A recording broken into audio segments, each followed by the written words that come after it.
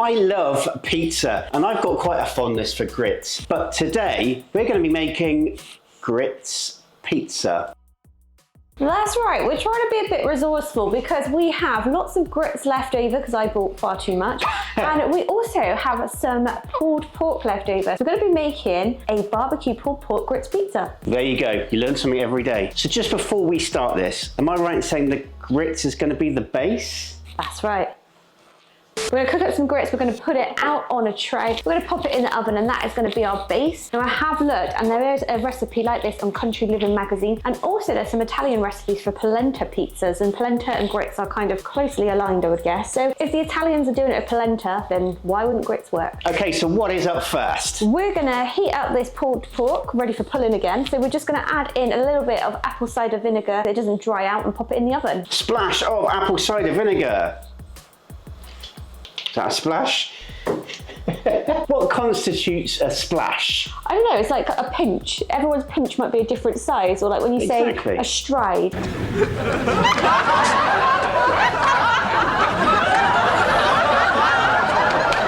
Like, how big's a stride? Because your legs are obviously a lot longer than mine.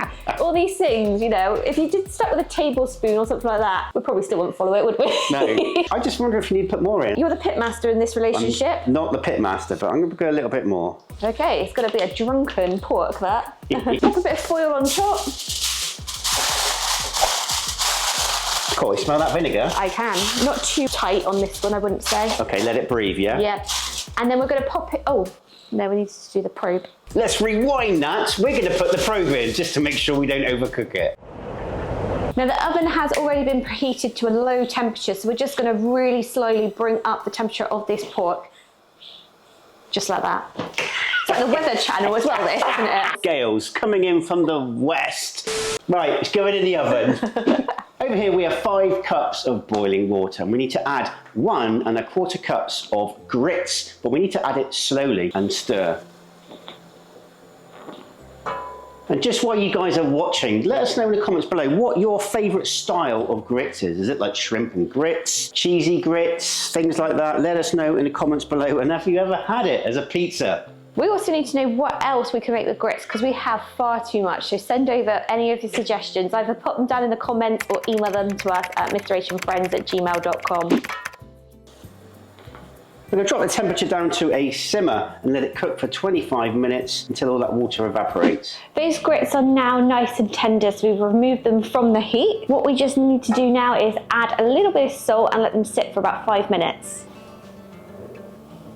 That grits is done, and it's time to spread it out to make our base. It needs to be about 1/2 inch thick. I've got no idea how this is going to turn out. Nor have I. It kind of looks like overcooked scrambled egg, doesn't it? It does, it does. Okay.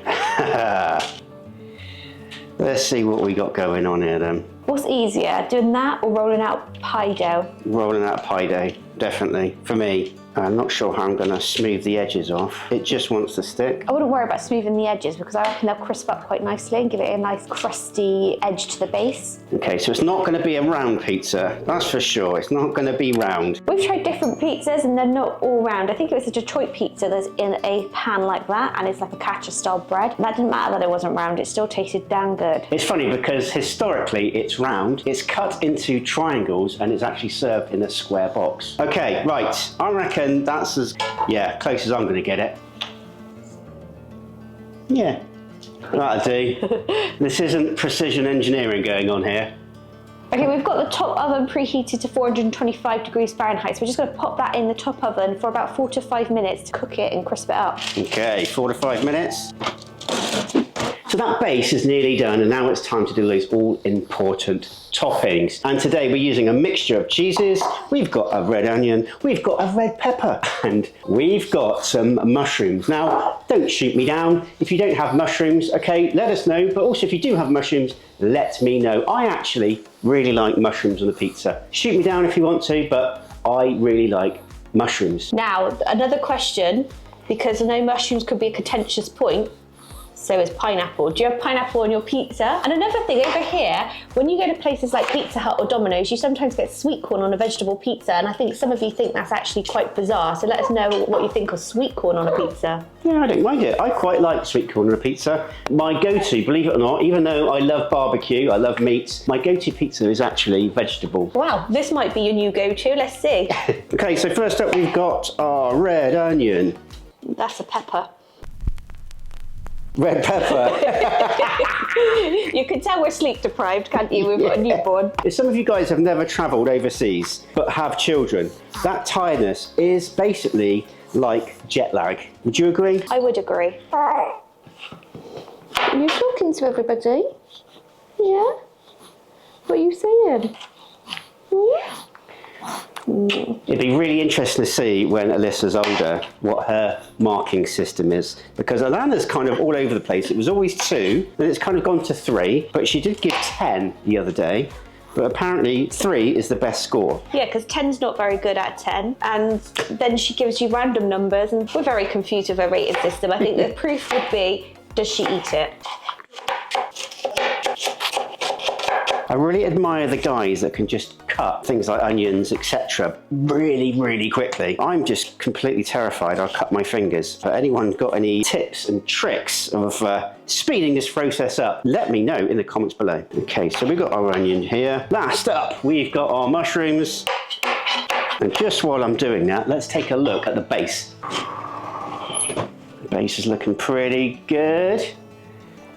There's a bit of substance to it. It's not jelly anymore. It's still a little bit soft, but I'm guessing that can cook up a bit more while we're doing the toppings. Okay, so we've got our base. We're going to put on some cheese first. No, we're not. We're going to put some barbecue sauce on first. We've got our base ready to go. We've got our barbecue sauce. And today we're going to be using the Goldee's Barbecue #1 barbecue sauce.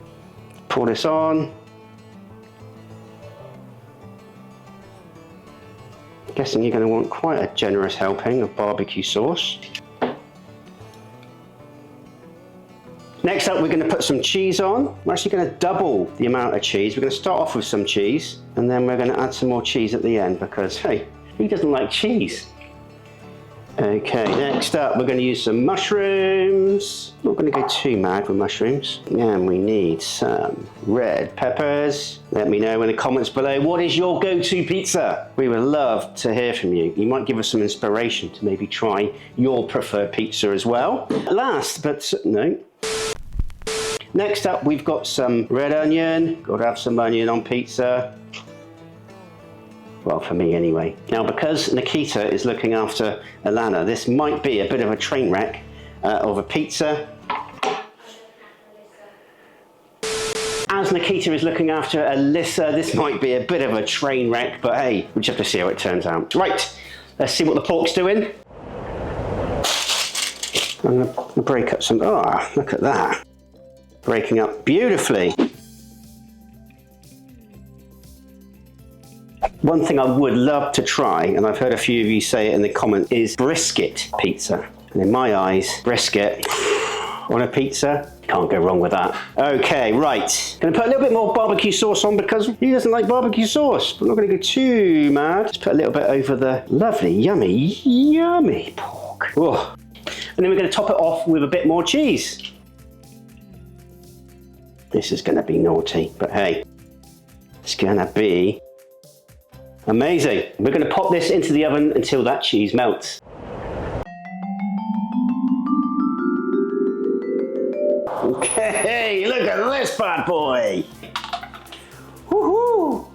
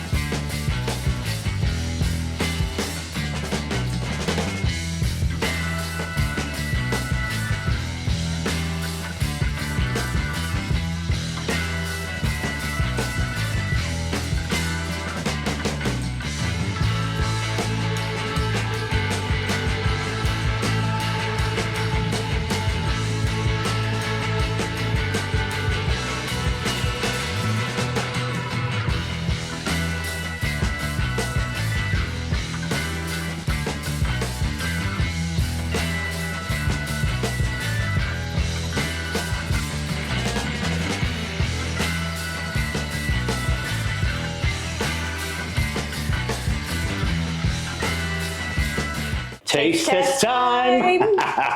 Right, here goes. This is going to be a messy one. I'm wondering if it's a knife and fork job, this one.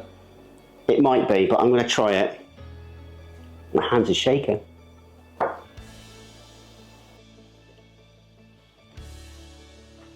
Mmm. Mmm. That's really good. Is it? Yeah, I can taste everything. I can taste everything. Barbecue sauce hit me first of all. Then I got the peppers, then I got the onions, and then that lovely pulled pork is really good. You might need a knife and fork because it's quite messy. Okay, so let's try a piece. I think what we should have done is have paper plates. You know, like you sometimes see them have the New York style pizza and then they eat it off the plate. Should have done that, Should have done that, yeah. I don't feel like there's an even distribution of toppings here, love. No. Okay, so I'm just going to get a bite of base there, but let's try it.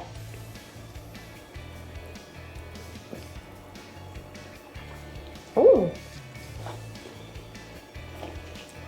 That's different. That's good. I can see what you mean about the barbecue sauce. It's quite a vinegary one, so you can taste that immediately. But it's a different kind of base because obviously the grits is a bit softer and a bit, I don't know how to describe it, spongier, I guess, the like texture. A little bit, but then maybe I should have cooked it a little bit longer. I'm not sure, but in cooking it longer, you would have got that kind of texture. I think it would have stayed kind of the same. Okay. Just maybe the outside crisped up a little. I'm going to say, I'm sorry, love, but I'm not getting all the flavours in one go because immediately I didn't have any pork and there's peppers on one side, onion on the other and mushroom down the middle and, you know, I can't put all the flavours together. But it does look good, it does taste good. Well, if you had a big mouth like me, then you might be able to. Well, that's my first piece gone. It reminds me of a Polish dish called a zapakanka, which is like a pizza. It's got a certain taste to it that it reminds me of. Well, I hope it reminds you of pizza. It's supposed to be kind of like one. The sauce is excellent, as we know. It's got a bit of a spice to it, isn't it? It has. Which is amazing. I really like it. The taste is on point. Okay, so marks out of 10. Okay, I'm going to go for an 8 out of 10. I really, really enjoyed that. I'm definitely going to be having some more off camera. I thought it was really good. Again, the sauce, brilliant. The pulled pork, brilliant. Cheese, amazing. Onion, amazing. Even the mushrooms are pretty damn good. And the onion, all wrapped up together and all this lovely cheese and all on top of a grits base. Works really, really well. What a great way of using leftovers for you. It's different, isn't it? I think I should have added a bit more salt into the grits to make this base, but I was just thinking, what about if you used cheesy grits as a base? That could be an idea. I'm not sure if the cheese would ooze out while you're cooking the base. I'm going to give it a 6.5 out of 10.